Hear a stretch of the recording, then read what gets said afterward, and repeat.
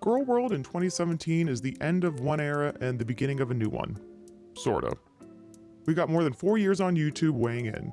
She's resided in 3 different US states, has 2 different significant others, and only one reason why she can't get herself into a less morbidly obese body and a mentally healthier headspace. It's the end of one era and on to a new beginning. Not for the better, but it is different. Sorta. We will focus on 2017's intricacies with the usual parameters.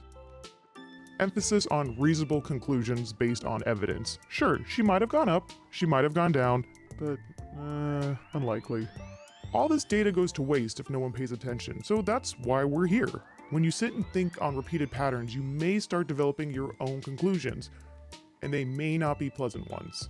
I'd rather think on that than what's currently occurring, because now it's just kind of boring and sad.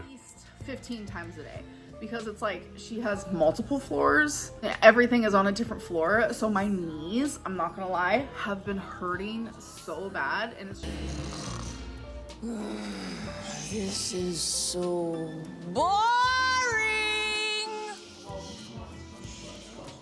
I don't think ever in my life. When I lived in Virginia, I had to. I feel like you choose to be positive, and there's something positive in almost anything if you just look at it the right way. Moving to Kentucky, to me, at the time, I was very sketch about it. I didn't want to do it, but I was doing it for selfless reasons. I really wanted to be with Destiny, and she wanted to be with me. And to me, I felt like that was a good enough reason. Our relationship was a good enough reason to do something I did not want to do. Destiny broke up with me. I am so in love with her still. And I want her to know that, like I've told her, that I will never give up. I will never give up on her. The best way to get over a breakup is to let yourself mourn, scream, cry, be distant from people. Allow that. Don't just shove that away and be like, I have to be happy. I have to get over this. I don't know if you guys know this, but I have a girlfriend.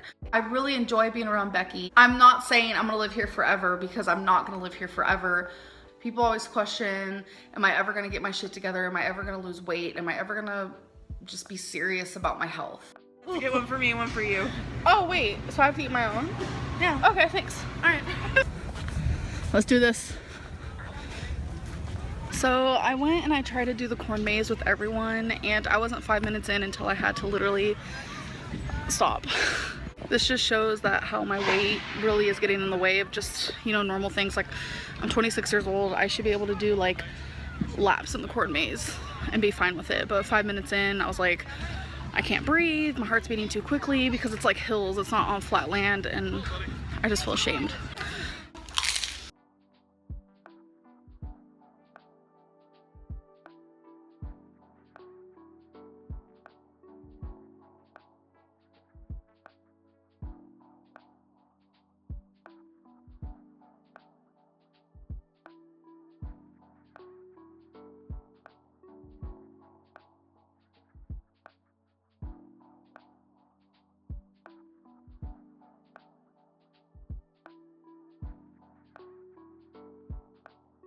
In 2017, she weighed in 12 times. Almost half of these were in January, a month where she weighs in the most typically year after year as we see. She'll put in effort for 2 to 6 weeks, then give up because it's difficult and not an immediate dopamine rush, compared to doing what she usually does for a dopamine rush. The breakup with Destiny being a major factor, which I'll throw a bone at, it's a huge bummer being dumped. But like usual, January has the most recorded awareness of their weight, and it's downhill from there. Spring and summer, it's always the least active. Besides 2014 that had 20 weigh-ins in this time period, 2015 to 2017 had 1 weigh-in annually during April, May, and June. Most people don't track during vacation or downtime. But when isn't it a vacation when you don't have a job? There's a bit of a resurgence in Q3, possibly because they may have gained weight or noticed that they've gained weight, or maybe even just a renewed focus, given the continued lack of tracking and weight stagnation and just general weight increase. By Q4, absolute ghost town. Besides 2014, her most active year, that had 4 weigh-ins from November to December, the following 3 years have had less than 2 in 60 days. That scale is lost like it's summer, and the end of the year goes out with an obese whisper as the holidays envelop their focus. After all, why keep it up? We'll just get to weight loss in the new year. Why go out strong? If she's tracking, she's losing. If she doesn't, she isn't. We have 4 years of empirical evidence showing this point. Starts off strong right out the gate, but that's hard to do consistently for some reason, and they always seem to plateau or gain weight. They notice they gain weight by July and September, so they have a little bit more motivation to try again, but that always pitters off pretty quickly, and they always end the year gaining weight.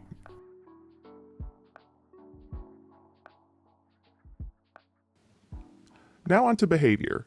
We have the second recorded instance of Amber U-hauling on camera.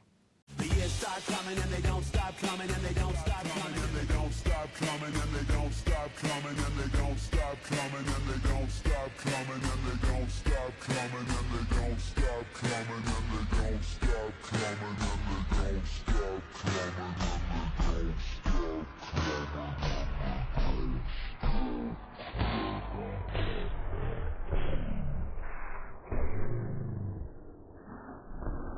For those unfamiliar, a common negative stereotype is that queer women are notorious for immediately latching onto a new partner and moving in. In terms of speed, she is second only to Destiny of moving on after a relationship. But Destiny had the head start by being the one breaking up, so that gave him a little bit of an edge. I am so in love with her still. I want her to know that, like I've told her, that I will never give up. I will never give up on her. And we went on our first date on the 27th of January. After work, it was basically the 28th, because I think we got off at like 2 in the morning, so it was basically the 28th. The speed! Amber and Destiny embody this stereotype. Younger couples especially accelerate a relationship rather than taking time to test compatibility and long-term success. No time to worry about the honeymoon period waning, just sign the lease. Having a firm sense of self gives you confidence and self-awareness to maybe, I don't know, look back at your habits and assess reasonable changes. Or just move in with the first person within your geographical space that contacts you online exclusively because they're concerned you'll end it all due to online hate. Okay, well, And like how? I was watching a random Roselle and Dick's video and Amberlynn was in the suggestions and I'm like, okay, sure. And like the comments were so freaking terrible. I'm like, God, this girl's like so I messaged her and I'm like, you're so pretty and beautiful and A classic start to a romance if I've ever seen. This part of Girl World is very bittersweet because we know what is going to happen. We know, and we just have to watch it unfold together. Buckle up, everyone. It's going to be a rough couple years.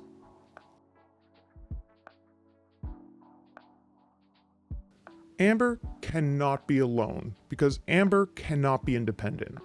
As someone plagued with roommates a majority of my life, I cannot understand this. She was surrounded by people in group homes, foster care, and then just moved into her partner's household when she was 18. I understand finding comfort, especially financially, living with others. But any semblance of independence has been avoided willingly by Amber. But Amber has always needed external influence, or she will just do nothing, which is her specialty. A relative of the U-Haul lesbian is the hobosexual. For those unfamiliar, think of a bum, but their only job is maintaining rent-free occupation via romantic relationships. It's always love at first sight, sped up significantly if the partner comes with an apartment where they can charge their phone. They'll manipulate a situation to make it seem like the cards are too stacked against them to get anything done. It's not their fault. My lease was up in September. I spent a couple months before my lease was up searching and searching and searching and searching and searching for apartments that were pet friendly for 3 animals. I had literally no luck. I then decided, okay, how about I rent a home? So I would search houses that were pet friendly for 3 animals, and I had no luck again. I seriously could not find anywhere. I wanted to move closer to Becky. Her and I are in a relationship now and her car is not doing good. So it was very hard for her to go back and forth to visit me. If only there was a time period where you could have learned this skill set at a very comfortable pace. Not everyone needs to drive, or even own a car, but life is easier knowing how to drive in the United States. But most people enjoy independence, or at least not being a burden to their loved ones. As the time kept on ticking, I couldn't find anywhere. I didn't know what to do. Becky offered me to live with her, and I took her up on that offer, and I said, okay. I really enjoy being around Becky. It's the precision in which they weaponize the victim complex that gets them bouncing across the country. You elicit sympathy, so they'll feel obligated to help you. And I called my mom and I was like, oh my God, I miss you so much, you know, because I was living with her and my grandma at the time. And on the phone, she told me, your grandma said you can't come back to Oklahoma. You can't come live with us. And I was like, what? Like, where do I go? I was really scared. But I fought for Amber to be there because she didn't have nowhere to go. You know, it was whatever. I fought for her to stay. I didn't want her to be homeless. I felt that was the right thing to do. Deflect accountability by blaming external circumstances. I really, really, truly want a job, but I cannot get one because I do not have a car, I do not have a license, and I do not have transportation.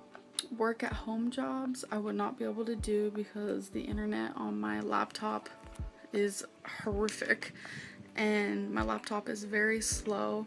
Jobs wouldn't approve me anyways for that. I've tried before and most of them you have to pay, and my girlfriend's parents already told me that they're not willing to do that because they have seen a lot of scams with stuff like that, which is totally understandable. And rationalize the dependency by framing it in a more casual light. We do share a bed. I don't see any reason why Crystal needs to buy a new bed because At the time of this video, she is currently a 24-year-old adult, not a child in foster care. No one needs to make sure you have a bed but yourself. The audacity of implying Crystal and their family would need to pay for a new bed is beyond absurd. I wish everybody could be raised in an emotionally and financially functioning household, but that's not always available or the case. Surviving in group homes and foster homes is all a lot of kids can do. Amber is a victim of a very unfortunate childhood. Few people can relate to what she went through. So your natural instinct when you hear someone who had dealing and using parents that are the direct cause of their entire childhood as a ward of the state is usually you feel sorry for them. I'm honestly not sure what was worse. Was it worse living with parents who did and neglected me and my brothers? Or was it worse living with strangers who acted as if you were scum of the earth? I honestly don't know which one was worse. no, I'm not a user. I come from a family who is, and I was in foster care because of it. I saw literally kill people, ruin lives. But it's also in the past. She's too rooted in the self-victimization, her locus of control is external, meaning she'll use her upbringing to validate the idea she has no control of her situation. That's a lot of her problems. You know, like, my mom tells her this at one point. She's like, you focus too much on the past. You blame the past for everything that's happening to you now. And you're not moving on from it. And I feel like that's still a big part of what's going on with her now. Like, she's still focused on what all has happened in the past and she's not moving forward.